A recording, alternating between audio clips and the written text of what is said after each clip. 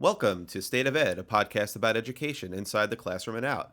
My name is Marc Isix. And I'm Nick Simone. How are you, Nick?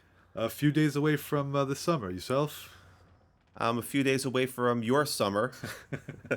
I'm a 12-monther. You're a 10-monther. And although I can't complain too much because I do get to have a little bit of flexibility with my schedule over the summer and get a little downtime, get to recharge the batteries, which is really nice and actually connects to something that I'd like to talk about with you a little bit later on in the podcast. But it is nice to be close, on the brink. Okay, but I will say that even though I'm a 10-monther, this summer I have 2 new classes to prepare for next year, and I'm doing something where we're going to be doing the morning announcements with a video cast that I'll be responsible for. So I have some work to do as well. Oh, you can't let it be. So today I wanted to discuss with you an article that I had shared with you. It was a Washington Post article by a woman named Valerie Strauss, and I think she covers the ed beat over there. I've seen a number of articles from her in the past. And the title of the article is "Why So Many Teachers Leave and How to Get Them to Stay." And I thought it was just a really, really interesting topic, and I'd like to break down some of her arguments and see what you think about that, and we could maybe discuss those thoughts. But it's certainly no question that teacher burnout and teachers leaving the profession is a big deal and a big issue, not only because if you have good people, you want them to stay, but to train teachers and to get people who are qualified is not always the easiest thing to do, and to find them and to find a good fit for your building and to find a good fit for the students in your building and find teachers who are willing to dedicate years so they can become part of the fabric of the culture of your building and your community is a very important thing. And if there's a revolving door outside the main office, then that is not going to bode well for the school and for the students. Well, I've posed this hypothetical question to some of my older education friends, and the question is, if you were going into education today, and with all the changes that have taken place with APPR, test scores, Common Core, everything that we've had these discussions about, would you still go into education? and I really do, because I'd like to think that most teachers go into education for the passion of helping young people, for the desire to educate kids and watch them grow and mature, Be mentors. right? Be mentor, and I have no doubt for myself that that's what I'm still able to do every year. But I do have to wonder: would we still go? Put yourself in the shoes of a 19, 20-year-old kid right now, where you were when you wanted to be an educator. Would we be aware of all of this? Because right now teachers are very down on the state of the profession. I think it all depends on what is normal for you, Right. or what is normal for the individual. If you grow up in the culture of high stakes testing, then high stakes testing is normal to you, and if that's part of your responsibility to become a teacher, then you just assume that that's the way it is. I think we're looking at it from I guess everyone who has been in our shoes 20 years in, so you have a lot of experience. You're still not anywhere near the end, but you have a lot of experience under your belt. You've been there and seen something from a previous generation or even 2 generations at this point. You're always comparing and contrasting where things are now compared to where they were when you were thinking about going into the profession and when you first started and entered the profession. I think that everybody around this, I'd like to believe at this sort of juncture in their career, sort of experiences the same kind of things that you're saying. Maybe now it's a little bit more so, but because it seems like the changes are kind of on steroids. Well, But that's my point. I remember when I started, the older teachers, their criticisms would be that a new educational philosophy would be introduced, but they would laugh because they would say this was new 20 years ago, so that things get recycled. And so what we're doing in 1995 and considering it innovative was a new strategy in 1970. right. And that's okay, because you try to bring things back, you try to perfect them. These changes, like you just said, changes on steroids, these seem so overwhelming. These seem insurmountable when you really think about how teachers are, because there's so many criticisms with what valid with what we're doing today to evaluate Hmm. teachers and to evaluate students. I wonder. I mean, again, I'm very idealistic, and hopefully I would still go into the profession, but I can't. I can't say that for everybody. The other side of it is, I don't know how long these things are going to last. I mean, we Yeah. already see the tremendous pushback. Jonas Sarah wrote a great piece in in the Times this week where he was talking about Michigan and the changes that they were trying to make. I don't know if you caught his article, his column. I did not, but I can't believe you're making another Michigan reference. This is now. Yeah, I didn't even realize that. Oh I yeah. hate the Buckeyes. Oh my God, do I hate them? Wow. So, Um, all right. but he wrote a really good piece about the changes that they were trying to make over there and that they were unsuccessful in making. But there's tremendous pushback. I just received something, I think it was today or yesterday, from the representatives up in Albany who represent the administrators union and the changes that they're pushing back against the Board of Regents and the things that they'd like to see in terms of holding off on the new changes that Governor Cuomo wants to put in by November of next year and that were connected to his budget. We discussed those a few episodes ago, and how we're trying to at least, even if we can't get change or can't get things reversed, at least to hit the pause button so everyone can take a breath and at least examine what kind of things are coming down the pike and figure out what's good about it, what's bad about it, how we can best digest it. Right. All right. So you want to go through the article now? Okay. Yeah, the article actually, she Valerie Strauss republishes a piece by a woman named Alice Trosclair, who wrote something on a post on the Education Room's website. So she's basically talking about why teachers can't have normal lives. And so let's kind of go problem by problem. She breaks down her argument in a few different ways. So the first problem she talks about is reality. And she basically, and this sort of speaks to what you were just saying before. I'll just quote from her piece. This often happens to fresh out of college teachers who have a mistaken sense of what is waiting for them in the classroom. With idealistic professors and inspiring true stories motivating them, they set out to save every student and change the world. We all want to do that. Then we enter the classroom and discover that not all students want to be saved, and teaching is no longer standing on a desktop and yelling, "Oh, Captain, my Captain." Standards must be met and Right. understood, formal assessments and benchmark tests abound. Data must be collected and analyzed, parental phone calls must be made. This really goes to Of course. your point before. So what are your thoughts about the reality check that young people face when they first enter the profession? Well, I'm gonna respond to one quick point there when she says you discover that not all students want to be saved. I don't know if I agree with that. I Okay. think not all students want to be saved at the same time. Hmm. Eventually, I do think that kids realize some of the mistakes they might be making and some of the obstacles in their lives that are preventing them from succeeding. So, as a teacher, even though it might feel like that student doesn't want to be saved, they do listen to positive messages. They may not respond the way you want them to right away. Right. Right. I've had so many times Or where ever, or unfortunately. but I've had some. I mean, I've heard from students that I've taught in the past. I've heard from colleagues of mine that you'll run into a student, might run into them at a wedding. You might sadly run into them at a funeral. You might run into them at the supermarket. And they'll say things like, you were the only teacher that really, showed hope and had optimism for my future. Or, you're the teacher that made a difference.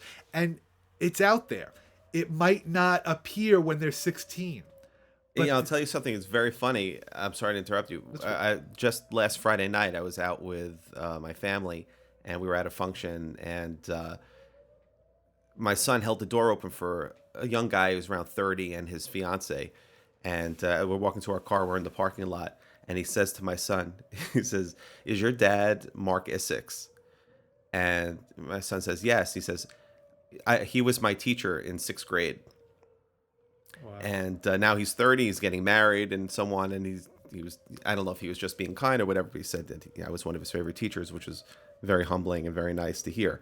But just it was that kind of moment that you're just describing, that here I am, and this kid is out of my life, I'm out of his life for so many years, but yet there's still something that he sort of carries with him in terms of his experience in my class.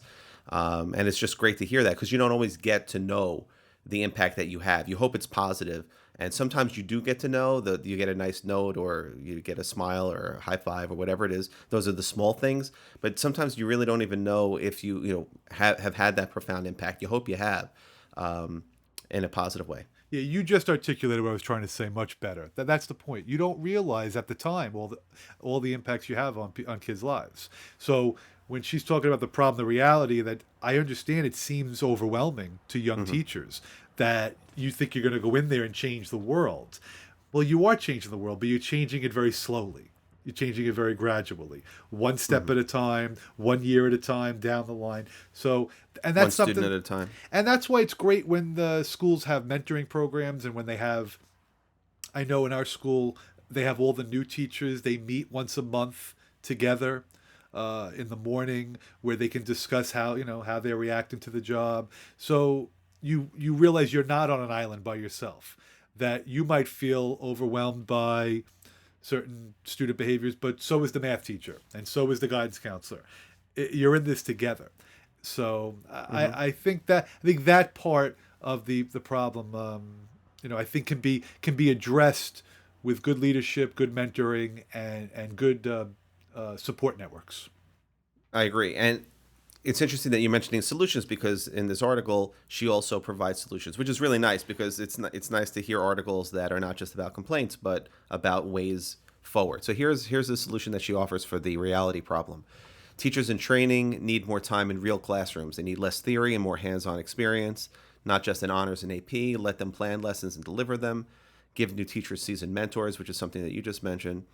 Let an experienced teacher help them for their first 3 years. Now I know in many mentoring programs in schools, if they even have one, it's usually a year if you're lucky. You don't get multiple years. She goes on to say, for most new teachers, content knowledge is not the problem. I think we should debate that one for sure. It's the classroom management and balancing the reality with the fantasy of teaching that is the rub. So, what are your thoughts about those points and her solutions? Well, when you said content is not the problem and you think we should debate that, I think I've said this on a prior podcast. I do not understand why we give the same exact work schedule to a 22-year-old first year teacher that we do to a teacher that's been in the profession for 30 years. Now, of course, I know why the contract. I understand that. That I think that needs to be addressed. If this discussion is about retaining teachers in the profession, why would we overwhelm them at the very beginning of the career? You don't give a doctor in his first year brain surgery to perform right away by himself or herself.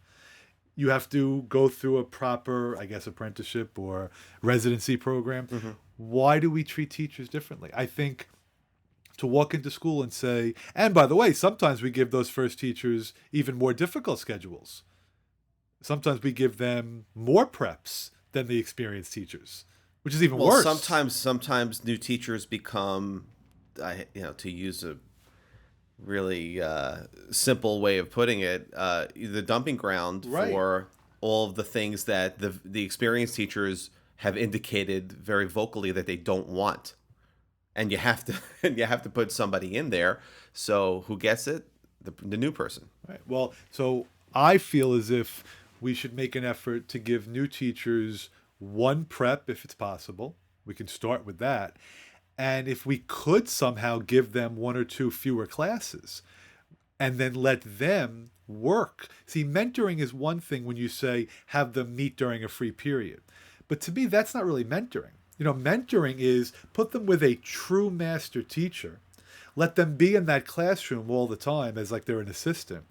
Let them get up and teach sometimes with that instructor, and let them model and learn from somebody that's done this for a very long time. Well, And what you're describing is student teaching, just on a more dedicated and devoted level. I absolutely agree with that. And because the student teaching experience, I mean, why are student teachers only doing one semester? Why is it sometimes that they don't even finish our semester because the college semester is shorter than our semester? They should see every part of the process, every marking period, every event, every progress report, parent night. They should experience everything, and a lot of times they don't. Well, that goes back now. Now we're entering into a slightly different realm, but now we're talking about training, and we're talking about professors, many of whom are not actually teaching in elementary schools or middle schools or high schools. They are teaching only in college, and for many of them, they've only taught in college. So they're teaching purely theoretical constructs and concepts. And so if the semester ends, they don't understand the importance of maybe seeing something through and getting to the end and seeing how the grades come together and seeing the impact and seeing how students do on the assessment, and all the data piece is gone in terms of the summative assessment. So Yeah, let's save that because I do want to do an yeah, entire podcast on student teaching later on anyway. So. okay, sounds good. So let's go to problem 2. She mentions lack of respect, and I'll quote: "In no other profession is a college-educated individual questioned, second-guessed, and blamed as much as teachers. The media slams teachers, while the parents, principals, and central office workers question their abilities. There are surprise classroom visits, which prove stressful even if you're doing what you're supposed to. We work hard for little, and it never seems to be enough. There are more expectations layered on every year, and frankly, not enough time provided to do it all. No pay raises, but we're asked to stay for this, stay for that, and take on more new responsibilities. Saying no is not in our nature because most of us would do anything for our students, including pushing ourselves to the breaking point." What are your thoughts about problem number 2? This one's very difficult because there's no question that when the economy is bad and when people are struggling, teachers seem to face much more criticism for the fact that we have the 10-month job, the days off, the holidays. I think The pension, the the pension. benefits. Yeah, I this is a tough one. I think you have to be self-confident, and you have to know that what you're doing is making a difference in kids' lives, and you really have to block out the unjustified criticisms and then embrace the positive criticisms of the job you're doing so you become better. But I don't know how you change a mentality from the media that teachers are lazy or teachers are ineffective or teachers are, part-time workers. That's a tough one to do. It is, and there's no easy answer. Yeah. But perception is a big part of things, and when a parent is waiting outside the school building to pick up his fourth grader, or her eighth grader, and the teachers are beating the kids out of the school building, that sends a message, and that doesn't mean that the individual isn't finished with her job for the day. She is, and doesn't mean that she doesn't have to go, or he has to go pick up a child from some other place, because they do in many cases, or they have an appointment. But the perception of that doesn't look great, and that's part of it. Not that I'm saying people should just stay behind so to change the perception of it, but there are some schools where the teachers have their jackets on and their bag slung over their shoulder before the kids have their jackets and their book bags over their shoulders, and that's not good either. Yeah, I will agree with that. But like you said, there are times where people really do have to get on to the next stage of their day. Right, it's true. It's true. There's no easy answer for that, but Because what they don't see are the teachers that have all of their papers sprawled out at 8 o'clock at absolutely, night on the kitchen table. What they absolutely don't see is the teachers that are staying up late Sunday night doing their lesson plans for the week. They don't see the correct. teachers that are at Staples spending $50 a week on supplies, and maybe we need to do a better job of getting that message out to people. Maybe we need to do a better job of sharing what we are doing outside of the classroom. But it's a tough one. It really is. One of the ways that parents know is they could see by the work that their kids bring home and the work that they get back. And you could see very clearly and very quickly which teachers are the ones who have been doing the work at 8 o'clock at night on the kitchen table and which ones haven't. Sometimes your child doesn't even get work back. I'm just speaking as a parent. Sometimes the work doesn't even come back. It could be weeks. I'm not even talking about within a timely fashion. I'm talking about just at all sometimes. And it does create a certain perception. And sometimes when there's smoke, there's fire. And once again, you keep coming back to the overall or overriding concept that really good teachers and really effective teachers are doing really great things, and they're not part of this discussion, and they don't need this kind of reform, or they don't need to be, addressed or fixed. But there are individuals, and this is true of administrators too. So I definitely don't want to say that this is a one-sided thing. Who need to do more and need to do better, and need to do their jobs better because they're not doing it well enough, and those things do need to be fixed and addressed. Yes, but I would also say, well, I'm going to probably segue into problem three, Sure. but which is the paperwork. But I would say that we also probably have to do a better job of being more efficient with the expectations of what we have for teachers. There's so many new things that have happened with mostly through the technology. So the responsibilities of teachers have only gotten greater, but we haven't really taken things away from them. And maybe we need to try to do a better job of streamlining the work. Right. Like every time we add some technological component to alleviate paperwork, it inevitably creates more paper. Right, right. I mean, I remember when we first transitioned into the electronic grade book. So everybody moved to well, not everybody, most people moved to the electronic grade book, the ones who felt comfortable making the change. And then, it came down from on high that everybody had to print up their grades and put it in their red book just to have it as a backup. So there was Right. now all of a sudden, thousands of pieces of paper are flying out of the printers in every departmental office. And that was in the paperless initiative. So sometimes there's a comfort level. People just they can't get away from certain things. Or I remember when we used to have this phone program called Homework Hotline. I So remember this. so the teachers would have to put the homework on the phone, then they would put it on the board, then they would have kids put it in their agenda book, and then they would also put it on a website. So they were doing it so many different times. And I know that to a non-teacher that might sound like what's the big deal, but it all adds up. Every little task just becomes longer. So now teachers have to come to work. They have to check their email, but then they have to check their voice messages, but they have to check their mailbox. And before you know it, the morning is over.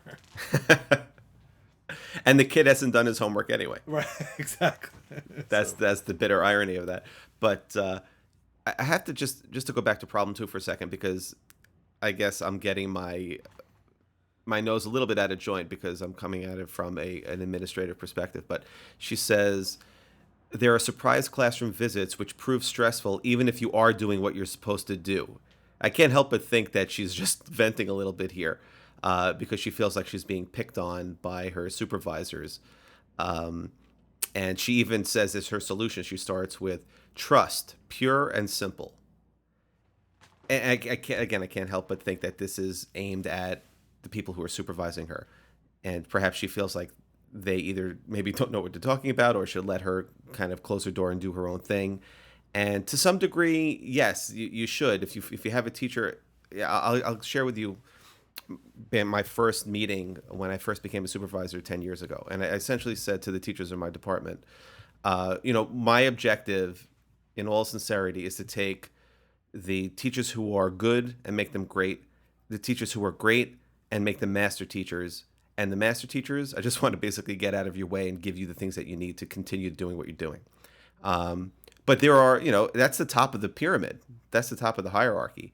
There aren't many people who are there that soon in their careers. It takes a very, very long time. The learning curve to get to a point where you're good can happen fairly quickly, but the learning curve to get to the point where you're incredible is not quick at all. And you need years of seasoning and years of experience and years of learning and years of reevaluating your own performance before you can truly enter that realm. I really believe that. And until then, it's the duty and the responsibility, I feel, of the people who are supervising in the building to try to do whatever they can to ensure that as many people as possible get to that level, knowing that it takes a very, very long time. But the problem with tenure is that after your 3-year period, it's almost like you get the good housekeeping stamp of approval, and you've magically transformed yourself into the highest rank or the highest level of the hierarchy.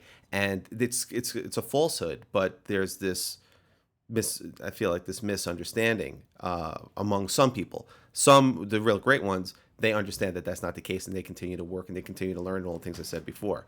But for some, when they get awarded tenure, they feel as though they've crossed over to the place where they can really learn no more, and I think that's absolutely a falsehood. Right. And I would just respond quickly to the new teacher feeling there.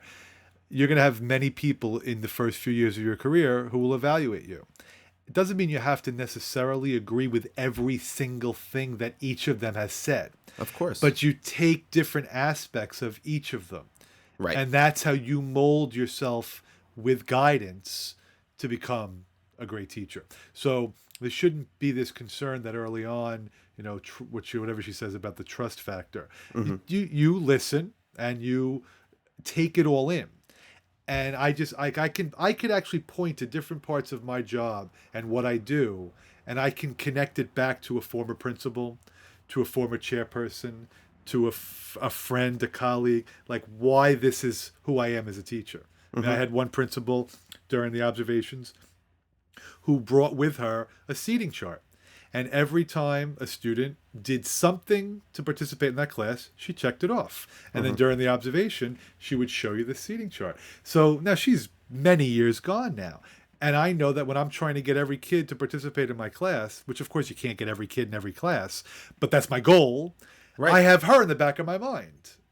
Right. And you're almost visualizing that seating chart and checking it off in your mind. Absolutely. So you take the best parts of everything, and that's how you become the teacher you want to be. That's right. And every great teacher will tell you that they steal from from the best that they can. We call that collaboration, but right.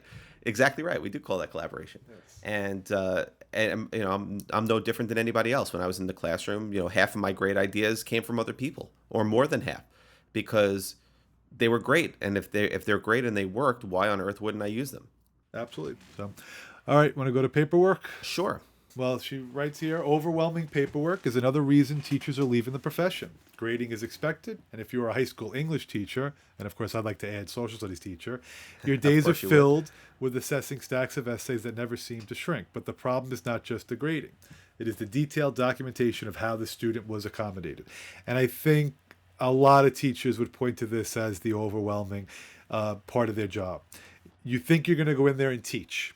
You think that your job is to go into the classroom, to inspire, to motivate, and then you get inundated with paperwork. And it's not just grading, it's putting your goals and objectives, doing your SLOs. Right. And this student was suspended. Now we need a report. This student is Right. going to be looked at by the Committee on Special Education. We need a report. We need Student is on homebound, put together work for him. So right. We it's think the one- student might be ADD. We need a report. Yeah, and this is now something that even 21 years in for myself that I still struggle with.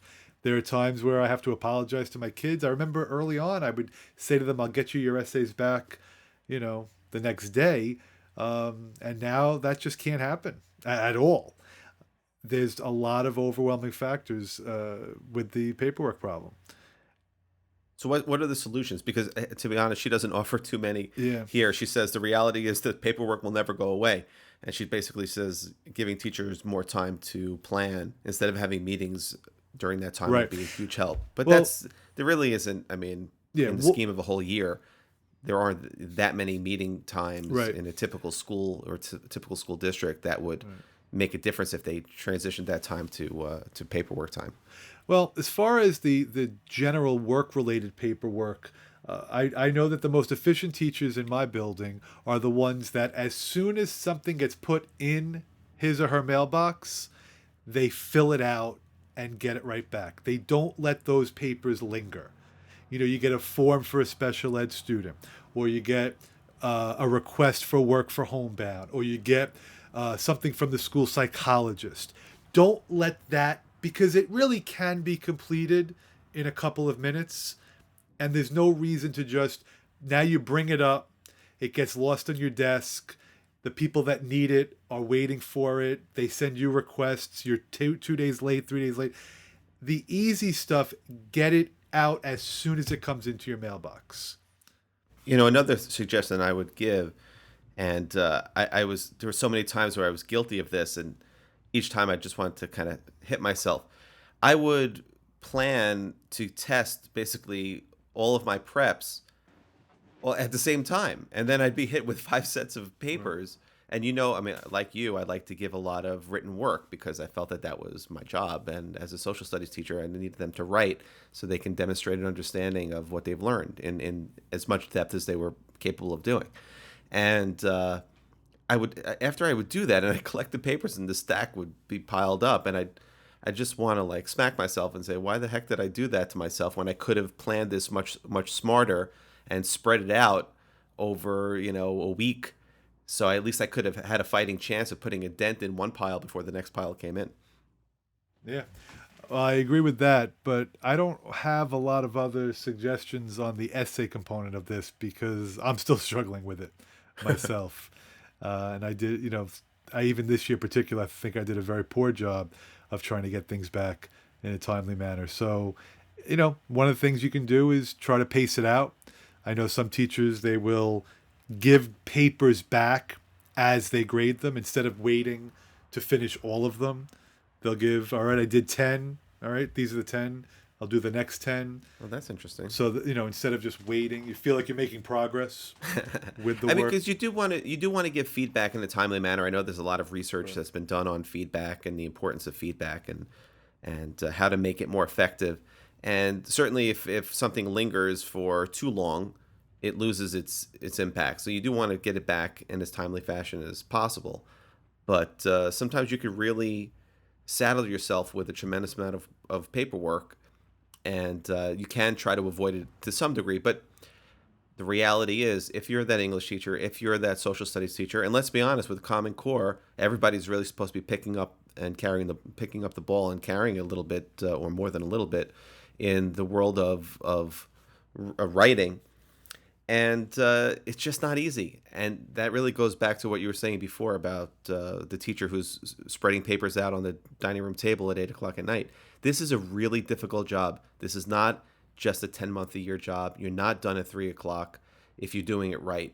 And it takes a lot out of you. And perhaps that's one of the reasons why 17% or whatever the statistic is in this article of teachers burn out and they're gone within the first 3 or 4 years, because that's one of the factors that drives them out. Yes, but I will bring up there was a time long before either you or I were in the profession where schools gave English teachers A one. reduced prep. Yeah, they Right. did give them 4 classes instead of 5. I mean, in this environment, there's no way that that's going to happen. But I know that if I could, I would try to accommodate, whether it's with the type of duty that you give those teachers Hmm. or proctorings. I would do my best to Hmm. try to, you know, alleviate their workload, because the reality is that English teachers and social studies teachers are the ones that have the most written work to grade. It's true. They So, do. And this is where the union works against its own members, because in its attempt to try to treat everybody equally, they wind up hurting people disproportionately. And but that's I guess a larger topic for another right. day.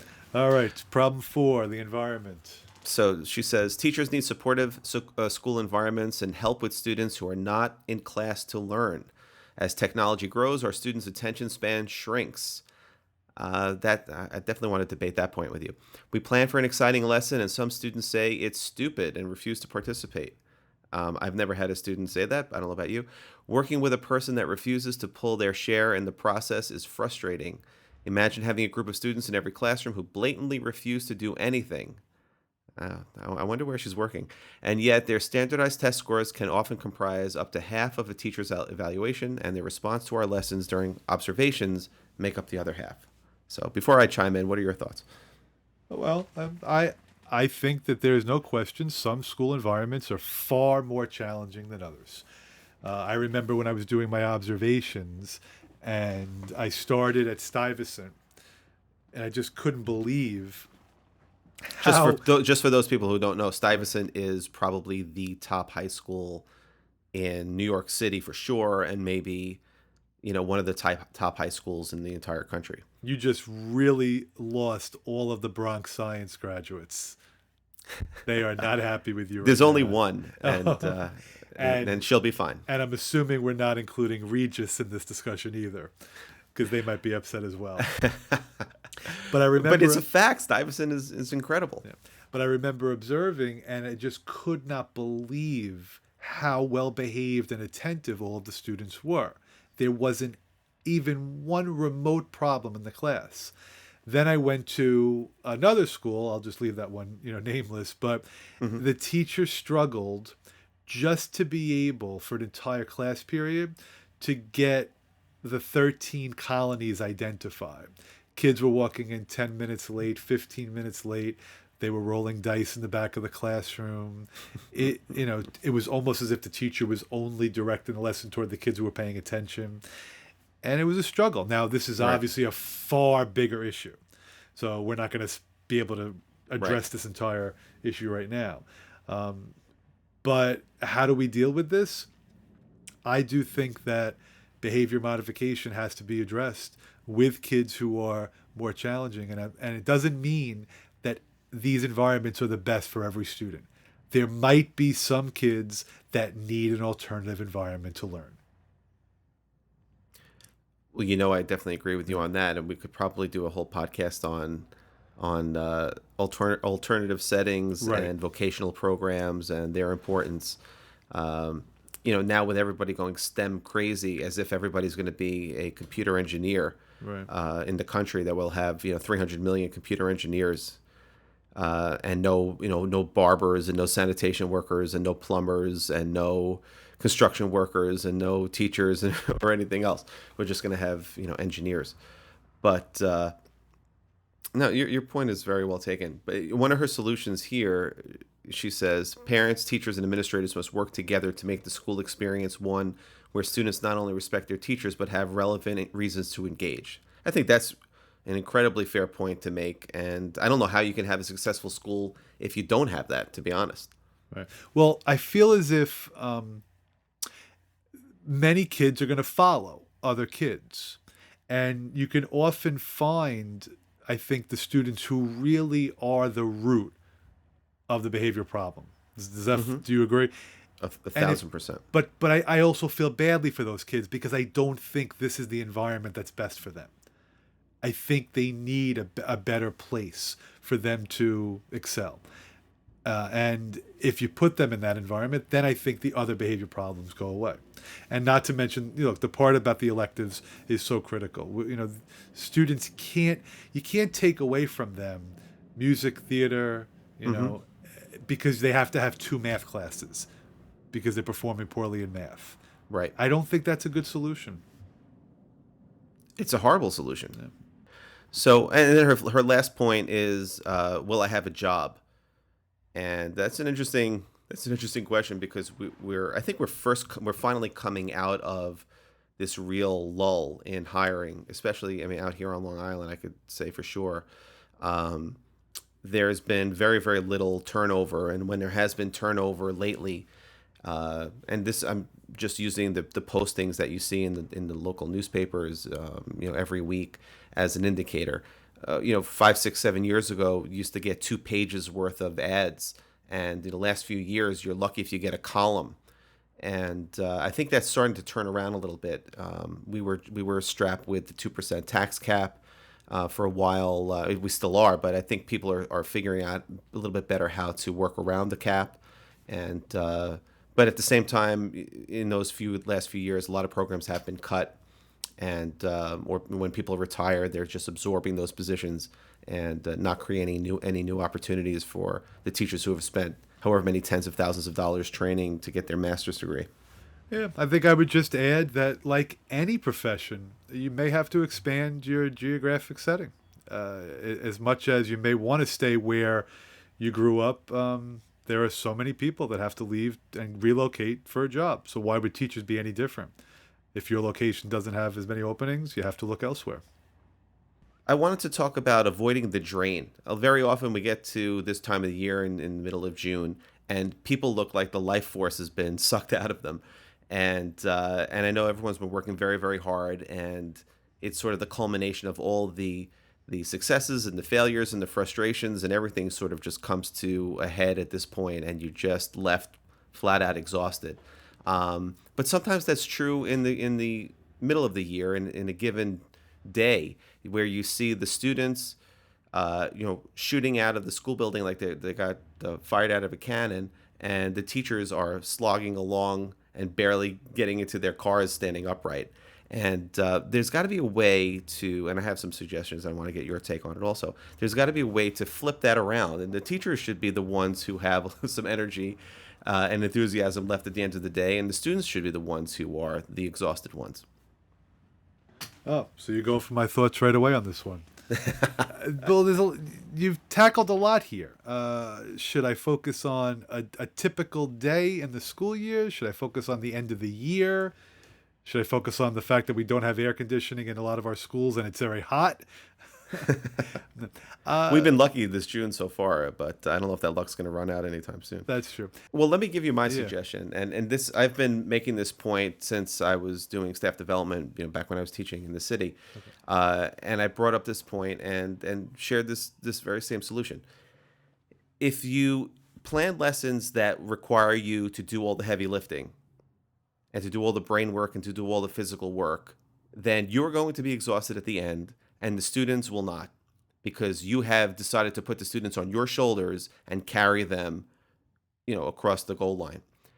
But if you turn that around and you spend your time and your energy on planning lessons and activities that allow them to do the heavy brain work and for them to do the movement and them to do all of this activity, then you will be able to preserve your strength and your energy for what you really need to do to moderate your class, to make sure that you structure your class, to make sure that you're planning really good lessons. Because if you're zapped at the end of the day, how could you then get the energy to be creative and to do all the great things in the planning process that you need to do for the next day or the next few days?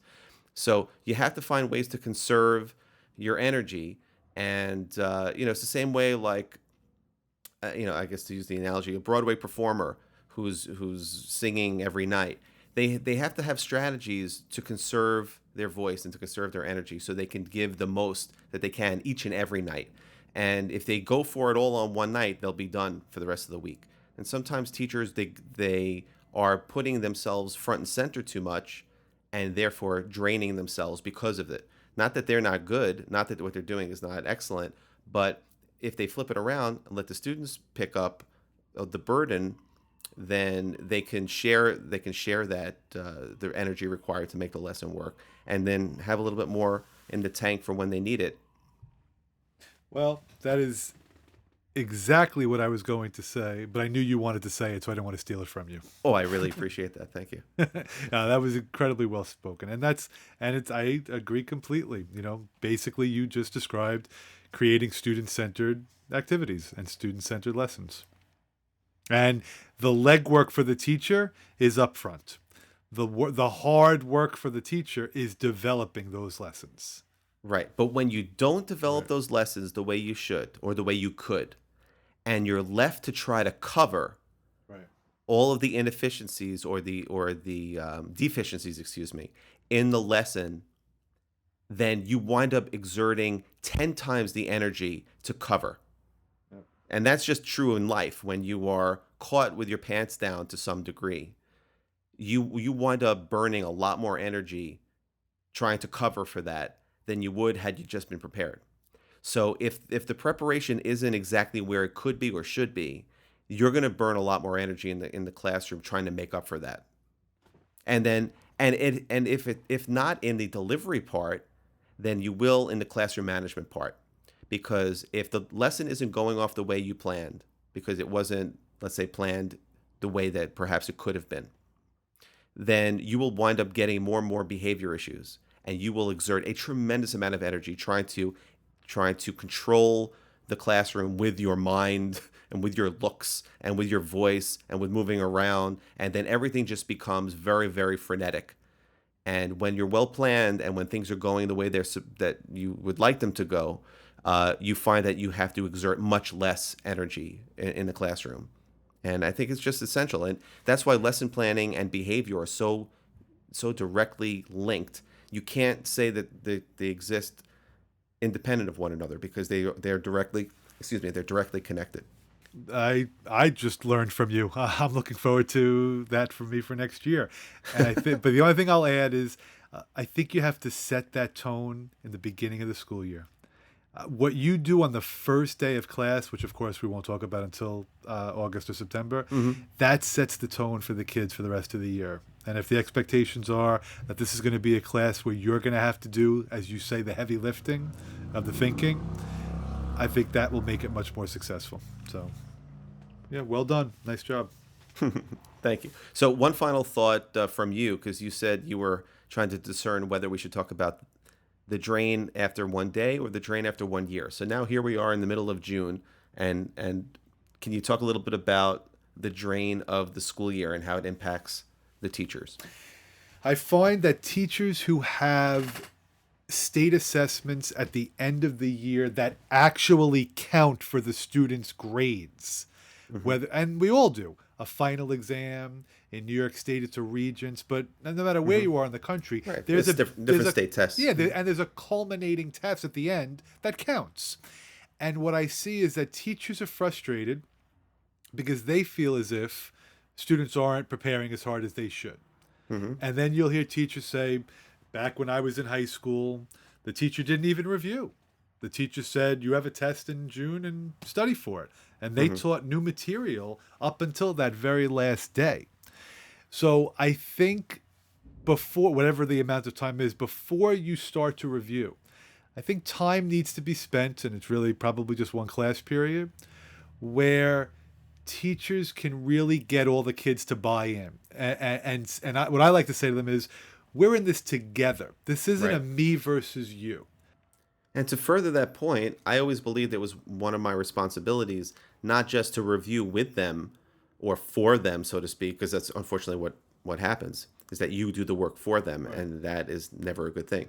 But I felt I was obligated to teach them ways to study and provide the tools and the framework and the structure of how they can provide and create for themselves the very best study materials to help them along. It was my responsibility to give them varying methods and varying techniques so they could find the one that works best for them and have different tools in the toolbox, instead of just saying, guys, make sure that you study, because I may as well be talking in Swahili if they don't have any kind of study habits, or they don't know what good study habits are.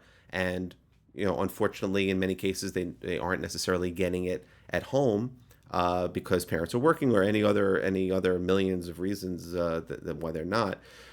I just felt like it was part of my responsibility not to necessarily review the material, but to teach them how they can teach themselves to review. I agree. You agree with me too much. Your aunt's going to be very, very disappointed in this podcast. No, don't worry. Future podcasts, we'll have some controversy. Okay, sounds good. If you want to follow us on iTunes, you can find us in the iTunes store. Please hit subscribe, and you can get access to all of our episodes. And this is episode 8. You can also find us on the web at stateofedpodcast.com. You could also send us a question, or perhaps you want to suggest a topic for us to discuss, or maybe you have an article that you've seen and you'd like us to discuss it in the show. You can send that to ask@stateofedpodcast.com. You could also find us on Twitter. Follow us at SOE Podcast. And that wraps up our show for the week. So hope you have a great week, and we're 1 week away from the end. So hang in there, and we're going to get through this thing. Well, for people in New York, most of the country's already done. That's true. So. That's true. All right. Alrighty, Take care. have a great one.